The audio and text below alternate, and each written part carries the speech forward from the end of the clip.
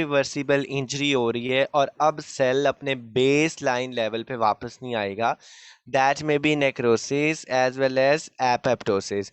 You know what is meant by necrosis? Necrosis का मतलब होता है एक्सीडेंटल सेल डेथ. और नेक्रोसिस कभी भी फिजियोलॉजिकल नहीं होती, दैट इज ऑलवेज पैथोलॉजिकल. इसका मतलब है it is associated with any illness or any disease. This type of cell death is known as necrosis, while regulated cell death जो कि programmed cell death होती है, जो कि physiological भी हो सकती है, पैथोलॉजिकल भी हो सकती है, दैट इज एपोप्टोसिस. आपके सिलेबस में नेक्रोसिस इंक्लूडेड है. एपोप्टोसिस भी हम बाद में डिस्कस करेंगे, बट वो आपका मेजर पोर्शन नहीं है, उसमें से क्वेश्चन नहीं आता. सो नेक्रोसिस को आज हम बेसिकली स्टार्ट करेंगे. सबसे पहले नेक्रोसिस की डेफिनेशन आपको आनी चाहिए. What do you mean by the process of necrosis? Necrosis basically cell death की एक फॉर्म है जिसके अंदर सेल डेथ होती है. अब जब भी सेल डेथ होती है तो आपके ख्याल में क्या होता है कि जो सेल की मेम्ब्रेन होती है, क्योंकि जब सेल डेथ होगी तो इसकी ये मेम्ब्रेन टूट जाएगी, तो we can say that cellular membranes fall apart, यानी वो टूट जाती है और उसके ब्लेब्स बन जाते हैं. ब्लेब्स का मतलब होता है छोटे छोटे पीसेस बन जाते हैं, टुकड़े बन जाते हैं, that is called the membrane fall apart. अब देखें, अगर मेम्ब्रेन इसकी टूट गई है, ब्रेक हो गई है, एंड यू नो के सेल के अंदर उसके साइटोप्लाज्म में ऑर्गेनेलीज प्रेजेंट होते हैं, माइटोकॉन्ड्रियन होता है, लाइसोजाइम्स होते हैं. तो जो लाइसोजाइम, जो हमारे पास लाइसोसोम होगा, लाइसोसोम के अंदर इंजाइम्स होते हैं जो कि ब्रेक डाउन करवाते हैं. अब उसकी भी मेम्ब्रेन डैमेज हो जाएगी, वहां से एंजाइम रिलीज होने लग जाएंगे जो फर्दर सेल्स को डाइजेस्ट करेंगे, यानी अपने ही कंपोनेंट को डाइजेस्ट करना स्टार्ट कर देंगे. सो नेक्रोसिस के रिजल्ट में वहां पर इन्फ्लेमेशन हो जाएगी. और वो क्योंकि किसी भी जगह पर इन्फ्लेमेशन क्यों होती है आपके ख्याल में? आपको एक जगह पर इंजरी हुई, आप नोट करते हैं कि 1-2 दिन के बाद वहां पर सोजिश हो जाती है, जिसे इन्फ्लेमेशन कहते हैं. बेसिकली इन्फ्लेमेशन एक प्रोटेक्टिव रिस्पॉन्स होता है जो कि वहां पर मौजूद बैक्टीरिया, वायरसेस, इस तरह की चीजों को क्लियर करने की कोशिश करता है. ठीक है, क्योंकि तो वहां पर, मैक्रोफेज इसकी वजह से। शाबाश, गुड. सबसे पहले जब एक्यूट इन्फ्लेमेशन होती है, आपका इन्फ्लेमेशन एक चैप्टर भी है, बड़ा इंपॉर्टेंट टॉपिक है, तो सबसे पहले न्यूट्रोफिल्स आते हैं, वो फाइट करते हैं विद बैक्टीरिया.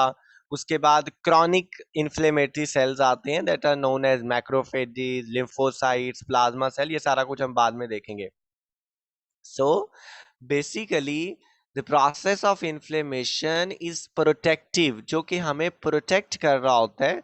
सो जब भी वहां पर नेक्रोसिस होगी तो नेक्रोसिस के साथ इन्फ्लेमेशन भी स्टार्ट हो जाएगी और उस जगह को रिपेयर करने की कोशिश करेगी. अभी मैं डेफिनेशन को रिपीट करता हूँ फ्रॉम द स्लाइड, गौर से देखिएगा. Necrosis is a form of cell death in which cellular membranes fall apart and cellular enzymes lysosomal leak out and ultimately digest the cell. Necrosis elicits inflammation, which serves to eliminate the debris and start repair.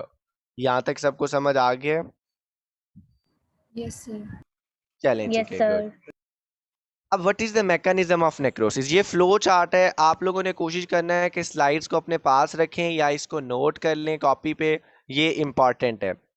Mechanism basically क्या होता है? सबसे पहले loss of membrane integrity, यानी membrane का damage होता है, membrane will fall apart. उससे क्या होगा? सेलुलर एंजाइम्स लीक होना स्टार्ट हो जाते हैं. जब सेलुलर एंजाइम लीक होना स्टार्ट हो जाते हैं तो वो सेल को डाइजेस्ट करते हैं, एज वेल एज वो इन्फ्लेमेशन का प्रोसेस करवाते हैं. Why there is inflammation? Inflammation का प्रोसेस इस वजह से हो रहा है because inflammatory cells are our own cells that want to normalise the condition. वो चाहते हैं कि हम इस जगह को ठीक कर दें, बट सम टाइम इतना ज़्यादा प्रोसेस हो चुका होता है कि वो उसको ठीक नहीं कर पाते. ठीक है, तो loss of membrane integrity that will leads toward the leakage of cellular enzyme, उससे डाइजेशन होती है सेल की और इन्फ्लेमेशन हो जाती है. Then what is the morphological changes? मैंने आपसे कहा था कि पैथो की जान होती है मॉर्फोलॉजी, जिसके अंदर आप ग्रॉस मॉर्फोलॉजी को स्टडी करते हैं और माइक्रोस्कोपिक फीचर्स को देखते हैं।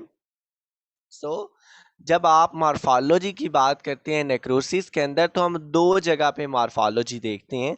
नंबर वन कि साइटोप्लाज्म के अंदर कौन सी चेंजेस आएंगी, नंबर टू न्यूक्लियस के अंदर कौन सी चेंजेस आएंगी। पहले मैं बोर्ड पे लिखता हूँ। देखें साइटोप्लाज्म के अंदर कौन सी चेंजिंग आएंगी। यू नो कि साइटोप्लाज्म के अंदर ट्रांसलेशन का प्रोसेस होता है। कौन सा प्रोसेस होता है? ट्रांसलेशन। शाबाश। तो ट्रांसलेशन के प्रोसेस में क्या बनता है?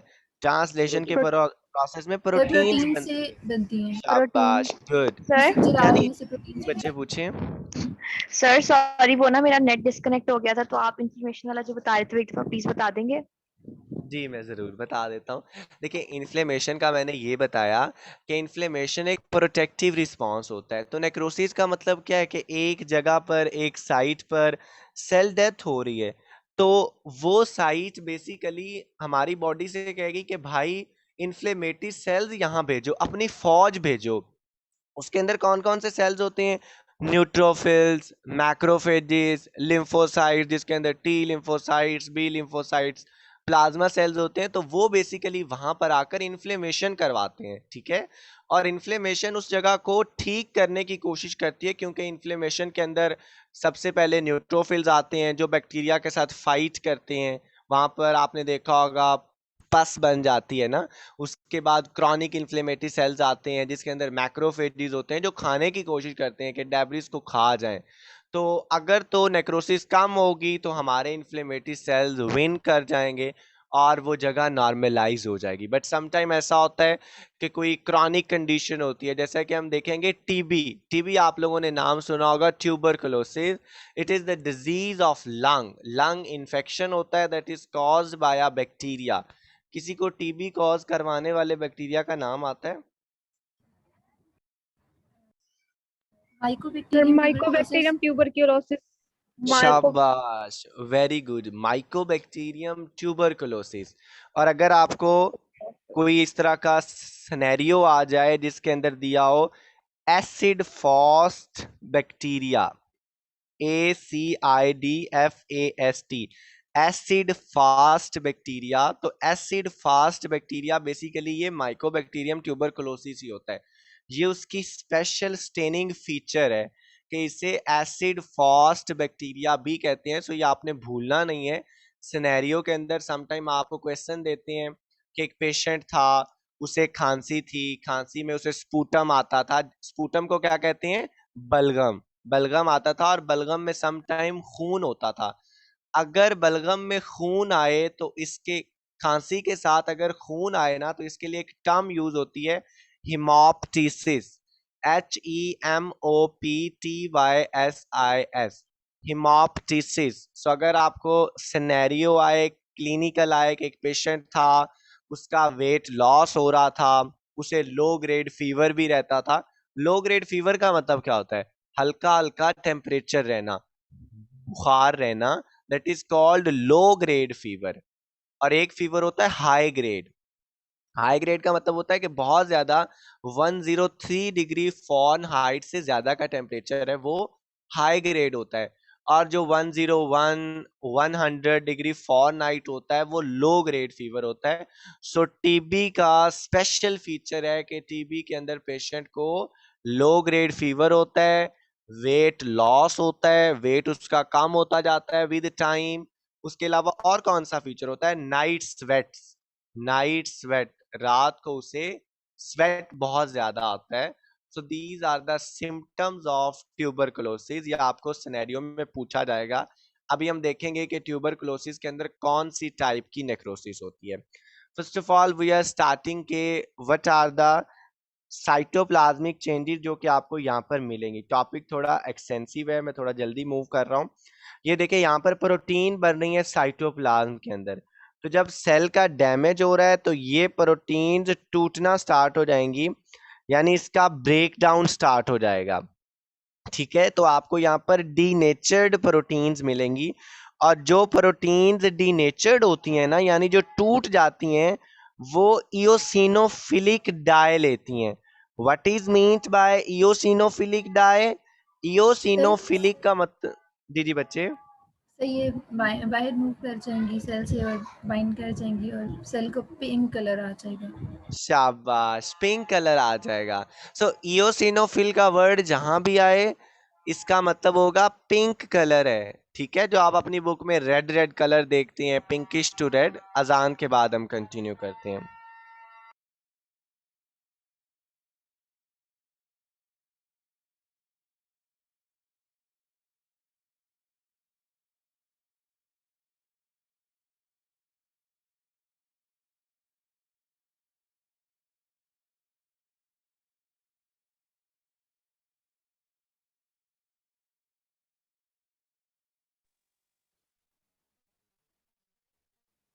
म्यूट तो हटा है, अनम्यूट ही है।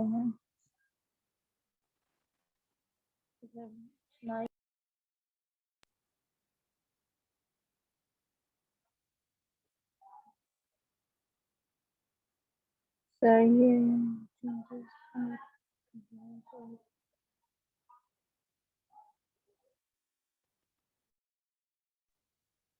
क्यों नहीं हो रहा रिकॉर्ड? लेक्चर ਸਾਡੇ ਵੇਲੇ ਆ ਜਾਂਦਾ ਰਿਕਾਰਡ ਹੋ ਜਾ ਕਿੱਥੇ ਹੋ ਰਿਹਾ ਰਿਕਾਰਡ? ਮੈਨੂੰ ਲੱਗਦਾ ਫਿਰ ਉਹ ਰਿਕਾਰਡ ਕਰਨਗੇ ਤੇ ਸੈਂਡ ਕਰਨਗੇ। ਹਾਂ ਰਿਕਾਰਡ ਹੋ ਰਿਹਾ ਤਾਂ ਨਹੀਂ ਮੂਵ ਹੋ ਰਿਹਾ। ਰਿਕਾਰਡ ਹੁੰਦਾ ਪਿਆ ਲੈਕਚਰ ਆ ਵੇਖ ਰਿਕਾਰਡਿੰਗ ਤੇ ਆ ਰਿਹਾ ਲੀਵ ਮੀਟਿੰਗ ਕਰ ਵੀਡੀਓ ਲਾ ਦਿੱਤੀ ਕਿਹੜੀ ਵੀਡੀਓ? ਐਵੇਂ ਨਹੀਂ ਆ ਸਟਾਰਟ ਵੀਡੀਓ ਨਹੀਂ ਕਰੀਂਦਾ ਫਿਰ ਤੇਰੀ ਵੀਡੀਓ ਉੱਧਰ ਚਲੀ ਜਾਵੇਗੀ ਲਾਈਵ ਹੈ। ਹਾਂਜੀ ਇਹ ਰਿਕਾਰਡ ਹੋ ਰਿਹਾ? ਹਾਂ ਰਿਕਾਰਡ ਹੋ ਰਿਹਾ। You are sure? ਹਾਂ ਆਵਾਜ਼ ਨਹੀਂ ਆ ਜਾਣੀ ਗਲਤੀ ਨਹੀਂ ਆ ਵੇਖ ਨਾ ਦੂਸਰਾ ਮੈਂ ਡਾਕਟਰ ਤੈਨੂੰ ਮੈਂ ਅੱਜ ਕਾਲ ਬਿਠਾ ਸਾਂ। ਠੀਕ ਹੈ ਕੀ ਸਰ ਪੜਾਉਂਦੇ ਨਹੀਂ from Aman Fatima from Laiba Tahi D2 to everyone from Mavish Riaz I make you चलें ठीक है, फिर हम स्टार्ट करते हैं। So we started with the cytoplasmic changes. Cytoplasmic changes in necrosis, जिसके अंदर हमने देखा कि सबसे पहले इयोसिनोफिलिया इंक्रीज हो जाता है। What is meant bye इयोसिनोफिलिया? बच्चे अपना माइक म्यूट कर लें, रिकॉर्ड होता पे लेक्चर ते माइक म्यूट कर लो। सो इयोसिनोफिलिया मीन, इयोसिनोफिलिया का मतलब होता है कि वहां पर आपको पिंकिश टू रेड कलर नजर आता है। अब देखें, ये पॉइंट इंपॉर्टेंट है कि पिंकिश टू रेड कलर क्यों नजर आता है। बिकॉज जो डी नेचर्ड प्रोटीन्स होती हैं उनकी एफिनिटी होती है विद द इयोसिनोफिल स्टेन।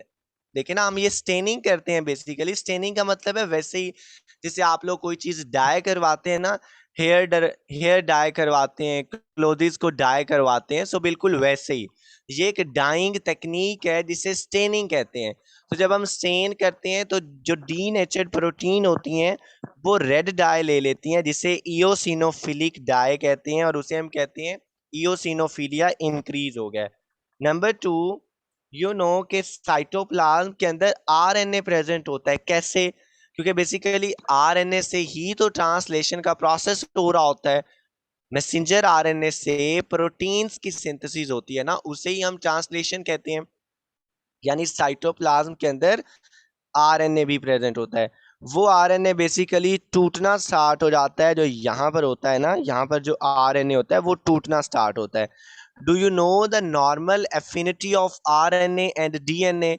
अगर आप डीएनए को देखें तो नॉर्मली आपको वो कैसा शो होता है? ब्लूइश। शाबाश, हिमाटॉक्सिलिन, जिसे ब्लूइश कहते हैं ना। शाबाश, आपको वो ब्लूइश शो होता है। सो अगर आरएनए टूटना स्टार्ट हो जाएगा तो हम इस तरह से कह सकते हैं कि वहां पर लॉस ऑफ बेजोफिलिया। बेजोफिलिया का मतलब होता है ब्लूइश कलर होना, यानी वहां से ब्लूइश कलर गायब हो जाएगा। There will be loss of basophilia. So loss of basophilia mean loss of cytoplasmic RNA. It is important feature. एक हमने देखा increased eosinophilia. Second, we discussed loss of basophilia, that is due to loss of cytoplasmic RNA.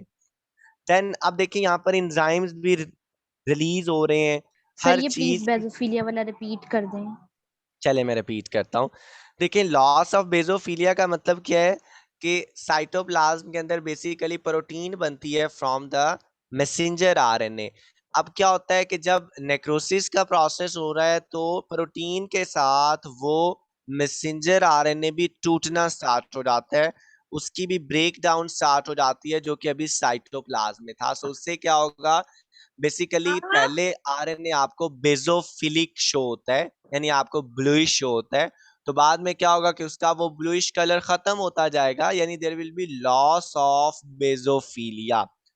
Number third feature, क्योंकि अब यहाँ पर सब कुछ खत्म हो रहा है, एंड यू नो कि नॉर्मली सेल के अंदर साइटोप्लाज्म के अंदर ग्लाइकोजन प्रेजेंट होता है, जो कि हमें जब भी वी नीड एनर्जी तो वो ग्लाइकोजन टूट जाता है और उससे ग्लूकोज बनती है। बच्चे अपना माइक म्यूट कर दें। और वो जो ग्लाइकोजन होगा बेसिकली उसका भी लॉस हो जाएगा। जब ग्लाइकोजन का लॉस हो जाता है तो आपको सेल के साइटोप्लाज्म की अपीयरेंस जो मिलती है that is known as glassy appearance. बिल्कुल आपको वैक्यूलेटेड सा, खाली सा नजर आता है, that is known as glassy appearance of the cytoplasm. अब देखें यहाँ पर बच्चे अपना माइक म्यूट कर दें सब लोग। आप लोग माइक क्यों नहीं म्यूट करते? अभी मैंने सबको म्यूट कर दिया, अगर सर किसी का कोई क्वेश्चन हो तो वो बाद में पूछ ले। मैं रिपीट कर देता हूँ, लॉस ऑफ बेसोफिलिया हमने देख लिया, ग्लासी अपीयरेंस को हमने देखा कि जब ग्लाइकोजन भी वहां से खत्म हो जाता है तो आपको ऐसे अपीयरेंस मिलती है जिस तरह से ट्रांसपेरेंट ग्लास होता है, that is known as the glassy appearance. अब नंबर फोर्थ पॉइंट सुन ले, अभी आपको समझ आ जाएगा, क्योंकि साइटोप्लाज्म से सब कुछ खत्म हो रहा है, सब कुछ साइटोप्लाज्म से खत्म हो रहा है। ऑर्गेनेलिस की डाइजेशन हो रही है, आरएनए खत्म हो गया, ग्लाइकोजन था वो भी खत्म हो गया। सो उसकी वजह से आपको जो साइटोप्लाज्म होता है ना वो बिल्कुल खाली शो होता है, that is known as vacuolated cytoplasm. Vacuolated cytoplasm, और इसके लिए एक और टर्म यूज होती है, it is also known as moth eaten appearance. Confuse नहीं होना, अभी से यहां से देखें। First feature is increased eosinophilia, and these are the light microscopic changes. First हमें मिलता है increased eosinophilia, that is due to bind, ये जो एरो है this shows increase binding of eosinophil die with denatured protein. Number 2, loss of basophilia, that is due to loss of cytoplasmic RNA. ये region आपको आनी चाहिए। Number 3, glassy और homogeneous appearance. Homogeneous का मतलब है एक जैसी, so that is due to loss of glycogen. Moth eaten और vacuolated, that is due to digestion of cytoplasmic organelles by enzymes. These are the microscopic features seen in the cytoplasm of the cells that are going the process of necrosis. First feature is increased eosinophilia, second loss of basophilia, third is glassy or homogeneous appearance, fourth is moth eaten or vacuolated appearance. अब इसको देख के बताएं सब लोगों को ये point समझ आ गया? Yes sir. Yes sir. ठीक है, गुड। अब हम नेक्स्ट मूव करते हैं। नेक्स्ट बिल्कुल सिंपल है कि जो आपको अल्ट्रा स्ट्रक्चरल चेंजेस मिलेंगी। यू नो कि इलेक्ट्रॉन माइक्रोस्कोप जो होती है ना वो आपको लाइट माइक्रोस्कोप की निस्बत ज़्यादा अच्छी इंफॉर्मेशन देती है।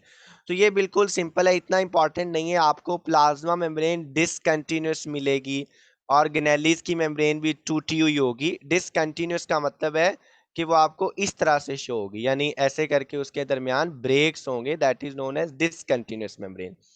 Marked dilatation of the mitochondria, large amorphous intramitochondrial densities, disruption of the lysosome या lysosomes वो टूटे हुए मिलेंगे, and intracytoplasmic myelin figures. Do you know what is meant by myelin figures? Sir collection of phospholipids in the form of एक्यूल accumulate हो जाती हैं cytoplasm में, इनको हम माइलिन फिगर्स बोलते हैं। शाबाश, क्या नाम है आपका? इफ्रा आई थिंक। मरी। गुड, एक्सीलेंट, शाबाश, आपने ठीक बताया। माइलिन फिगर्स का मतलब है कि यू नो कि cell membrane is made up of the phospholipid as well as protein. तो जब सेल मेम्ब्रेन टूटती है तो उससे वो फास्फोलिपिड रिलीज हो जाते हैं, और मेम्ब्रेन सिर्फ सेल की नहीं होती बल्कि सेल के अंदर मौजूद ऑर्गेनेलीज की भी होती है, न्यूक्लियस की भी मेम्ब्रेन होती है, माइटोकॉन्ड्रिया की भी मेम्ब्रेन होती है, ठीक है, हर ऑर्गेनेली की अपनी मेम्ब्रेन होती है। तो जब वो टूटती है ना तो आपको साइटोप्लाज्म के अंदर वो फास्फोलिपिड माइलन शीथ की फॉर्म में मिलते हैं, तो उसे कहते हैं माइलन फिगर्स। ये आपको आना चाहिए, intracytoplasmic myelin figure. So this is known as myelin figure formation that is seen in the cytoplasm of the necrotic cell. Then अब हम देखते हैं what is meant by nuclear changes, कि ये बहुत अच्छा फ्लो चार्ट है, ये भी आपने Sir. याद रखना है।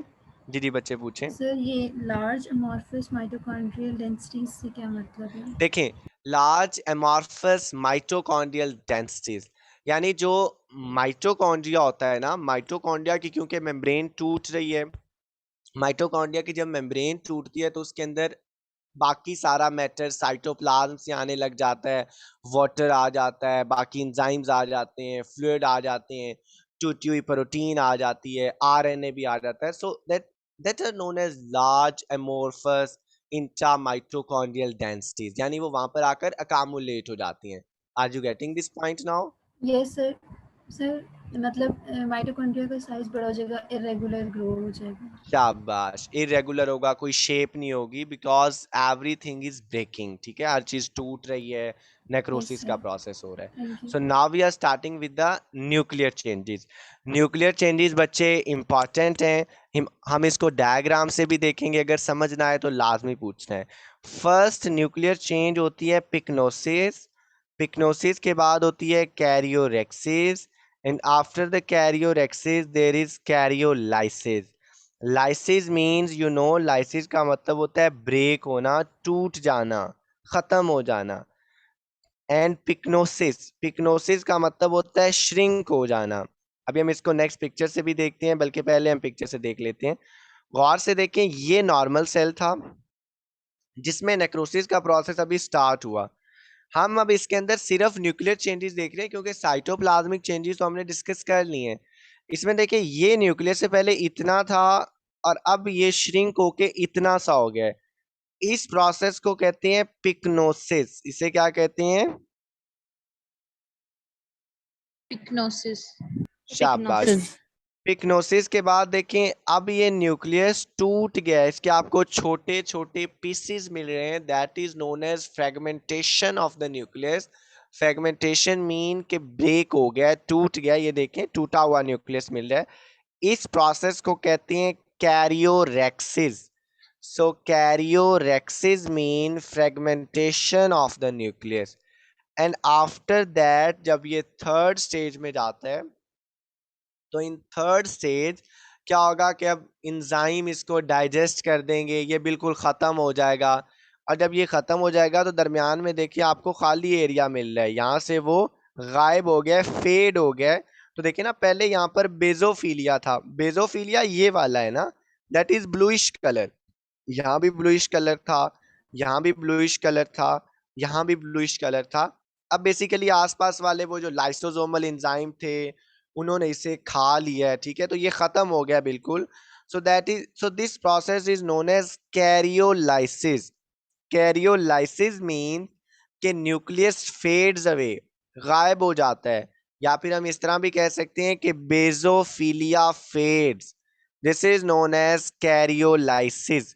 सो देयर आर 3 न्यूक्लियर चेंजेस। अभी भी अगर किसी को समझ नहीं आया तो हम स्लाइड से देखते हैं, फिर भी ना समझ आए तो पूछ लीजिएगा।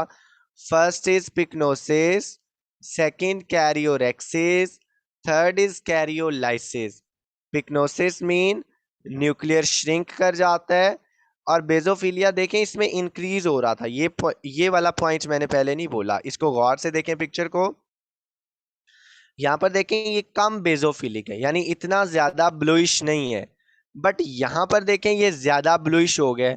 अब मैं अगर आपसे पूछूं कि क्यों ज्यादा ब्लूइश हो गया, यानी सर बेजोफिलिया कंडेंस हुआ है इस वजह से। शाबाश, श्रिंक हुआ है गुड, ये श्रिंक हुआ है, कंडेंसेशन की कंडेंस वजह हुआ से। है, तो क्रोमेटिन मटेरियल पास आ गया ना, तो कंडेंस हो गया। So that is the reason कि जब ये पिक्नोसिस के अंदर श्रिंक होता है, तो जब ये श्रिंक होता है तो बेजोफिलिया इंक्रीज हो जाता है।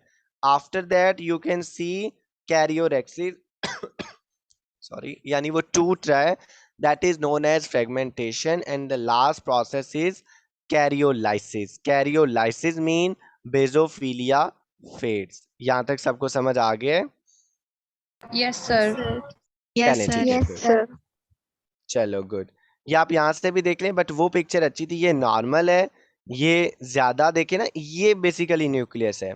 यहाँ पर देखें वो ज्यादा कंडेंस हो गया है. सो आपको ज्यादा वो किस तरह का मिल रहा है? बेजोफिलिया मिल रहा है. उसके बाद there is karyorrhexis, and you can see from this picture there is karyolysis. आपको यहाँ पर कोई न्यूक्लियस शो नहीं हो रहा इन सेल्स के अंदर. अब कुछ लोग कंफ्यूज हो जाते हैं कि ये आसपास वाले सेल्स में तो न्यूक्लियस है. तो समटाइम ऐसा होता है कि आसपास वाले सेल ठीक होते हैं, किसी खास एरिया की नेक्रोसिस हो रही होती है. So this is pyknosis, karyorrhexis and karyolysis. Then अगर आपको मैकेनिज्म समझ आ गया है तो ये सर भी थोड़ा सा मुश्किल. जी जी बच्चे पूछें. सर कैरियोरेक्सिस होता है ना टूटना मीन के फ्रेगमेंटेशन में. जी बच्चे, कैरियोरेक्सिस टूटना होता है. सर कैरियोलाइसिस फिर क्या होगा मीन के उसका बिल्कुल गायब हो देखें, जाना. लाइसिस का वर्ड हम कब यूज करते हैं? लाइसिस का वर्ड हम ब्रेक तब यूज करते हैं when there is break down with the help of any enzyme. For example hydrolysis, water की प्रेजेंस में टूटना. ठीक है. सो जब किसी एंजाइम की प्रेजेंस में ब्रेक डाउन होती है ना, तो वो बिल्कुल फेड अवे हो जाता है, गायब हो जाता है. सो उसके लिए कैरियोलाइसिस का वर्ड है. लेकिन जब वो छोटे छोटे पीसीज में टूट रहा है ना, दैट इज नोन एज कैरियोरेक्सिस.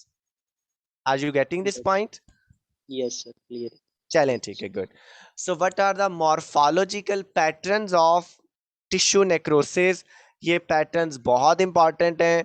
आपको एग्जाम में इसमें से लाजमी क्वेश्चन आएगा. सो प्लीज गौर से सुनिएगा. आपका जो मोस्ट इंपॉर्टेंट टॉपिक है वो यही है. कल भी हम इसको करेंगे डिस्कस. आज हम एक ही टाइप मेरे ख्याल से डिस्कस कर पाएंगे, ज्यादा तो नहीं कर पाएंगे. First is coagulative necrosis. Second, caseous necrosis. Third is liquefactive. Fourth is gangrenous. Fifth, fat necrosis. Sixth is fibrinoid necrosis. First of all, we are starting with the coagulative necrosis. मैंने आपको, ताकि आपको बाद में टेस्ट के अंदर difficulty ना हो, मैंने कुछ सिनेरियो स्लाइड्स के अंदर डाले हुए हैं. सो पहले हम सिनेरियो देखेंगे, उसके बाद हम टाइप को स्टार्ट करेंगे. फर्स्ट सिनेरियो है, a 56-year-old man died after a 24-hour hospitalization for severe crushing chest pain. The type of necrosis seen in sections taken from the heart of this patient will be. देखें, आपके ख्याल में patient की death कैसे हुई है? Heart attack का नाम सुना है? Yes sir. Yes sir sir. Myocardial infarction sir. Myocardium. नहीं सर हार्ट इन्फेक्शन. गुड. इसे स्पेसिफिक टर्म में मायोकार्डियल इन्फाक्शन कहते हैं. इन्फाक्शन आपका टॉपिक भी है जो हम बाद में देखेंगे. सो बेसिकली इस सिनेरियो का पर्पस ये है कि आपको नॉलेज हो कि हार्ट के अंदर कौन सी टाइप की नेक्रोसिस होती है. So that is coagulative necrosis. अगर इस तरह का सिनेरियो आए, यानी वो आपको कोई भी सिनेरियो दे सकते हैं कि एक बंदा था, उसे ये हो गया, उसे हार्ट प्रॉब्लम था, उसकी डेथ होगी, हार्ट के अंदर हमें नेक्रोसिस मिली. नीचे सिर्फ वो आपसे ये पूछना चाहेंगे कि कौन सी टाइप की नेक्रोसिस थी. और प्लीज एक्सटेंसिव सिनेरियोज को देख के कंफ्यूज नहीं हो जाना कि ये सिनेरियो बहुत लंबा है, आपको नहीं आता. आपने उसे गौर से देखना है, अपना बैकग्राउंड नॉलेज यूज करना है और फिर सिनेरियो को डायग्नोज करना है. सो इसमें देखें, basically they want to ask कि कौन सी टाइप की नेक्रोसिस हो रही है, जस्ट वो ये पूछना चाहते हैं. सो हार्ट के अंदर कौन सी टाइप की नेक्रोसिस होगी? कोएगुलेटिव. अब ये एक और सिनेरियो है, इसको गौर से देखें. A 58-year-old man is stable condition after an acute myocardial infarction. 2 days later, his urine output decreases. Urine output decreases मतलब उसे यूरिन कम आ रहा है, तो ऑब्वियसली कोई किडनी का प्रॉब्लम होगा. And the serum urea nitrogen level increases to 3.3 milligram per deciliter. That is raised. अब ये क्या होता है कि यूरिया को डिटॉक्सिफाई करना, उसे बॉडी से रिलीज करना. आपको पता होगा यूरिया साइकिल कौन परफॉर्म करवाते हैं? किडनीज परफॉर्म करवाते हैं ना. यूरिया को रिलीज करवाना, एक्सक्रीट करवाना उसका काम होता है. ओलीग यूरिया परसिस्ट फॉर 5 days. जी जी बच्चे पूछें. यूरिया साइकिल तो लिवर में नहीं होता? बच्चे उसके एंजाइम लिवर के अंदर होते हैं, बट यूरिया को एक्सक्रीट करवाना किडनी का काम होता है। सो यूरिया साइकिल अगर ठीक भी हो रहा है, लिवर के अंदर उसके एंजाइम है वो ठीक भी हो रहा है, लेकिन यूरिया रिलीज ही नहीं हो रहा, तो ऑब्वियसली फिर वो कहाँ जाएगा, ब्लड स्ट्रीम में मूव करके जाएगा ना। सो उसका लेवल इंक्रीज हो जाएगा। ओलीग यूरिया का मतलब होता है यूरिन कम आना, ठीक है, यूरिन आउटपुट कम हो जाना, that is known as oliguria. persist for 5 days followed by polyuria for 2 days। polyuria mean कि अब यूरिन ज्यादा आ रहा है। a kidney biopsy, बायोप्सी का मतलब होता है वहां से सिरिंज के थ्रू या ऑपरेट करके स्पेसिमन ले लें ताकि उसका टेस्ट किया जाए कि बेसिकली पेशेंट को प्रॉब्लम क्या था। जब हमने माइक्रोस्कोप में देखना होता है ना किसी भी टिश्यू को, तो हम उसकी बायोप्सी लेते हैं। फॉर एग्जांपल लिवर की बायोप्सी ली जा सकती है, किडनीज की ली जा सकती है, और भी जिस मर्जी ऑर्गन की लेना चाहें आप बायोप्सी कर सकते हैं। सो जब बायोप्सी की गई तो देखा गया कि वहां पर नेक्रोसिस थी। अब basically they want to ask कि कौन सी टाइप ऑफ नेक्रोसिस किडनीज के अंदर होती है। सो किडनीज के अंदर भी Coagulative. कोएगुलेटिव नेक्रोसिस होती है। कौन सी नेक्रोसिस होती है? Coagulative necrosis. शाबाश। सो कोएगुलेटिव नेक्रोसिस सॉलिड ऑर्गन्स के अंदर। अब इस पॉइंट को गौर से सुनिएगा, जितने भी सॉलिड ऑर्गन्स हैं जैसे कि हार्ट, लिवर, स्प्लीन, किडनीज, ठीक है, इनके अंदर कोएगुलेटिव नेक्रोसिस होती है, एक्सेप्ट ब्रेन। ब्रेन के बारे में याद रखिएगा, उसमें लिक्विफेक्टिव नेक्रोसिस होती है, लेकिन हम लिक्विफेक्टिव नेक्रोसिस को आगे डिटेल से डिस्कस करेंगे। सो अब आप देखें व्हाट इज द पैथोजेनेसिस। ये पैथोजेनेसिस को गौर से देखिएगा। कॉज क्या होती है नेक्रोसिस की? बेसिकली कि जब किसी जगह की ब्लड सप्लाई डिस्टर्ब हो जाती है, दैट इज इसकी। देखिए ना, शुरू में हमने देखा था hypoxia is the most common cause of cell injury. अगर ये क्वेश्चन आ जाए कि which of the following is the most common cause of cell injury, that is hypoxia. शायद टेस्ट में मैंने दिया हुआ है। So hypoxia is the most common cause of cell injury. और हाइपोक्सिया की वजह से बेसिकली क्या होता है कि वहां पर सेल डेथ होने लग जाती है, नेक्रोसिस स्टार्ट हो जाएगी। सो इस्कीमिया मतलब, जी जी बच्चे पूछें। नहीं सर, कुछ पूछना नहीं है। चलें ठीक है। सो इस्कीमिया मतलब वहाँ पर ब्लड कम आ रहा है, रिड्यूस ब्लड सप्लाई है, तो उसकी वजह से वहाँ पर सॉलिड ऑर्गन्स के अंदर इन्फेक्शन स्टार्ट हो जाएगा। यहाँ पर दिया हुआ है एक्सेप्ट ब्रेन, यानी सिर्फ ब्रेन में कोएगुलेटिव नेक्रोसिस नहीं होती, बाकी सारे सॉलिड ऑर्गन्स में कोएगुलेटिव नेक्रोसिस का प्रोसेस होता है। अब इसका मैकेनिज्म देखें प्लीज, मैं इसको थोड़ा जूम करता हूँ, इसको गौर से देखिएगा। ये flow chart as such question में तो नहीं आता, बट आपका कॉन्सेप्ट क्लियर होना चाहिए।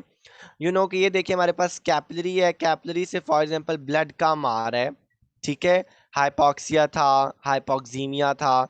सो यहाँ पर क्या होगा, बेसिकली ब्लड कम आएगा।